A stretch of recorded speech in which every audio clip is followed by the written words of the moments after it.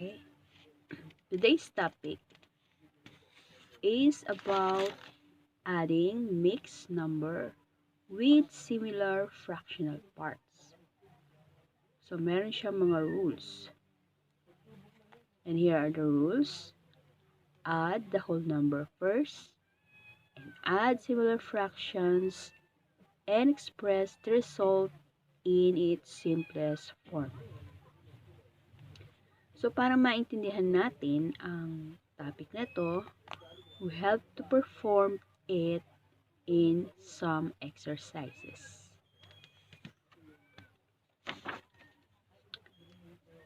So, here are examples.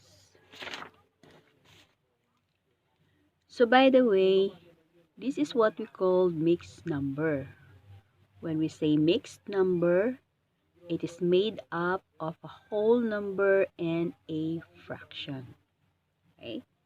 So, these are mixed numbers with similar fractional parts. So, let's begin. So, what is the first rule in adding mixed number with similar fractional parts? First, add the whole number. So, 8 plus 1 equals to 9. Add similar fractions. When adding similar fractions, you have to add the numerator first and then copy the denominator. So, 2 plus 1 equals to 3 and copy the denominator of 5. So, our final answer is 9 and 3/5.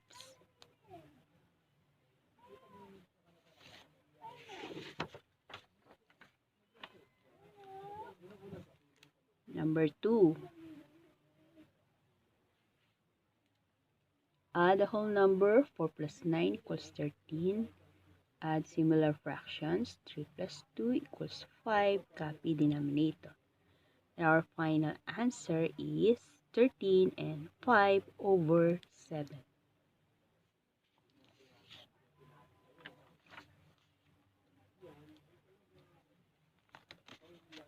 Number 3.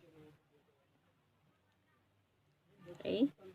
17 plus 8, 25 plus 1 equals 26. 5 plus 2, 7 plus 1 equals to 8.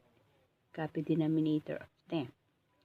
So our answer is 26 and 8/10. So as you can see, 8/10 is not yet in simplest form. Okay. So to get the simplest form of 8/10, you have to think of a number na madidivide sa 8 and madidivide din siya sa 10. Or get the GCF.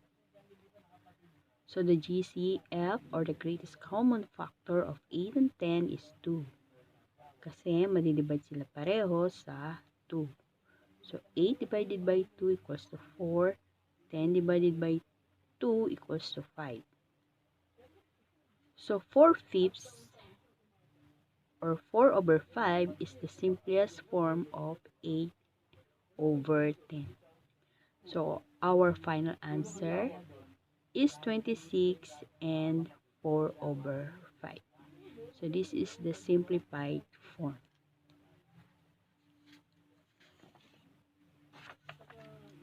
Number 4. Add the whole number. 6 plus 7, 13 plus 20 equals 33. Then add numerator 1 plus 2, 3, and copy denominator of 4.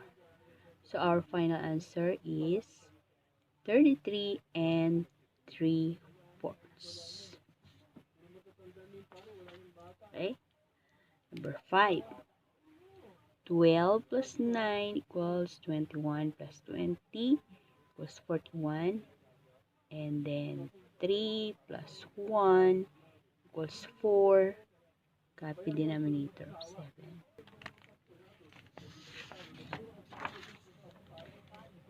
Number 6. Add the whole number. 15 plus 4, 19. Okay. So add the numerator. 4 plus 2 equals 6. Copy denominator of 9. So our answer is 19 and 6/9. So as you can see, 6/9 is not yet in simplest form. So to get the simplest form, get the GCF of 6 and 9.